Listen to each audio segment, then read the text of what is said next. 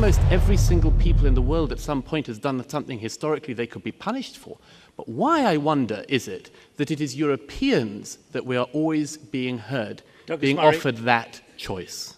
Douglas Murray is not holding back as he rightly schools these Muslims about the ongoing consequences of colonialism and how European countries are unfairly singled out for their colonial histories, while other historical empires, like the Turkish Empire, are not subjected to the same scrutiny. The core issue here is they are being fed lies from the left-wing media about fake identity, which is dangerous because it limits historical accountability. Just listen to this one. Hello, my name is George Fotopoulos. I would like to make a point to Mr. Murray. The last point you made in favor of the motion was that the people of Europe have the right to protect their identity and that their politicians should respect that right. And I would like to ask you why you feel that the presence of 1 or 2 or 1,000 people with a different identity within a society threatens the identity of the people who were in the society originally. Whether you believe that is a legitimate concern or a primal fear, and whether you agree that when a primal fear drives a crowd, they become a mob, and that a politician should follow a mob and not provide leadership by calming the mob down and giving them a reason. That is my question.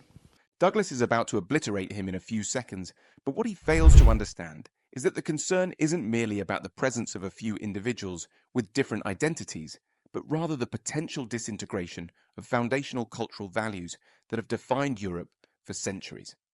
The influx of diverse identities can dilute the moral and spiritual fabric of society, leading to a loss of shared beliefs and traditions.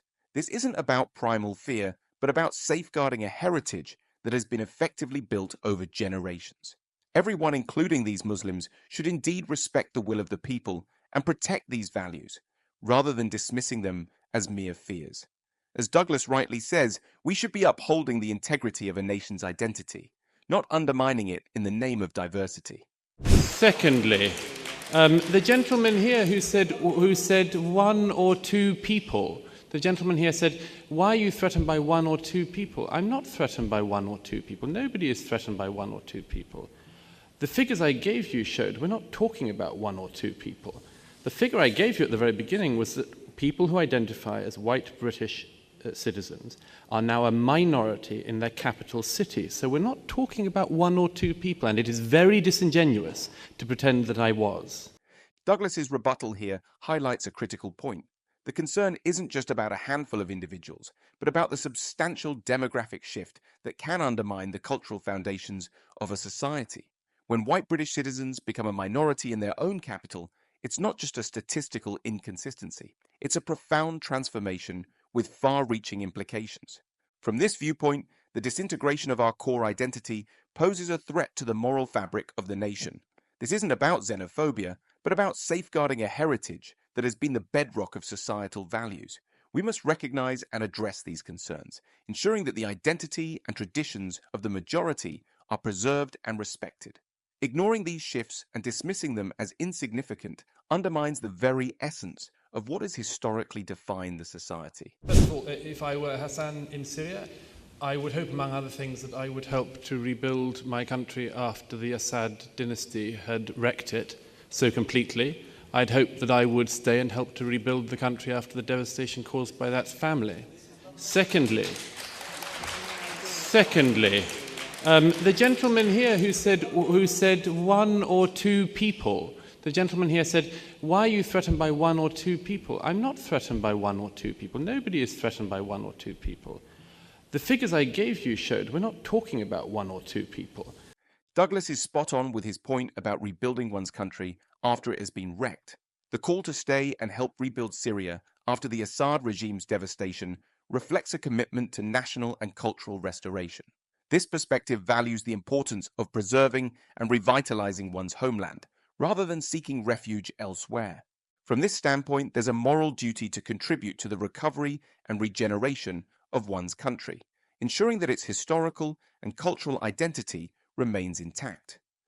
Fleeing to other nations may provide immediate safety, but it also risks the dilution of cultural values and traditions.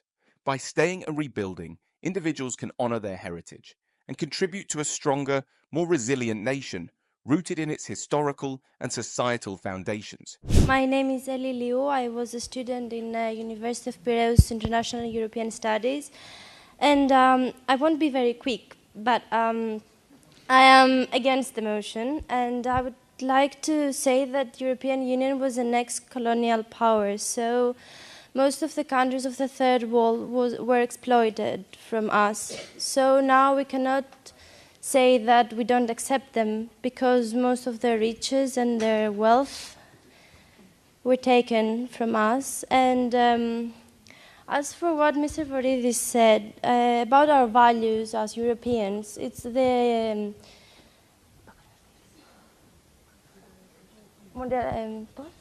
globalization that takes our... Just repeat that sentence, will you, please? You stopped in the middle. Yes, our values. Mr. Voridis talked about our values as European citizens, as humans. Well, I think globalization takes them from us and not immigrants. And about the shadow economy, it's the fault of the state control that doesn't eliminate it. And right, okay. The notion that Europe must accept immigrants because of historical exploitation is not only dangerous, but overlooks the need to preserve and protect current cultural values. The influx of immigrants poses a very dangerous threat to the social and moral fabric of European nations. The focus should be on safeguarding the cultural heritage and values that define European identity. Globalization, rather than immigration, is often blamed for disintegrating these values, but the uncontrolled influx of immigrants increases the issue. It's crucial to prioritize the well-being and cultural integrity of the host nations, ensuring that their historical foundations remain strong and unaltered. Thirdly, the lady at the back, you say colonialism. I'd like to return the question to you. I don't deny the crimes of colonialism, not for a moment. I'd like to ask you a question. How long do former colonial countries have to be punished for then? How long do we have to have our identity erased for? Is there any end limit to it in your eyes, or is it only at the point of complete negation? And finally, why is it that it's only European former colonialist countries, one of the largest and most significant and longest colonial powers in history was the Turkish Empire? Do we do this to Turkey? Do we say to Turkey, you must have your identity erased as well as punishment for the past? Almost every single people in the world at some point has done something historically they could be punished for. But why, I wonder, is it that it is Europeans that we are always being heard, being offered that choice? As Douglas rightly points out, the double standards applied to European nations regarding their colonial past when there should be a balanced perspective on historical accountability. The perpetual punishment of European countries for colonialism risks erasing their cultural identity. This undermines the rich heritage that has shaped Europe for centuries. While acknowledging past wrongs is necessary, there must be a limit to the self-punishment imposed on European nations. It's crucial to preserve the traditions that define European identity, rather than allowing them to be erased in a cycle of atonement. Finally, Douglas offers us the only solution possible at this moment, and a horrifying example of the consequences that await us if we don't act.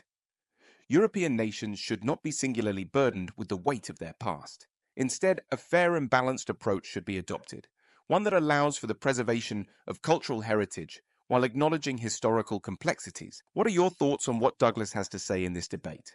Be sure to like, subscribe, and let us know in the comments section what your thoughts are. See you in the next video.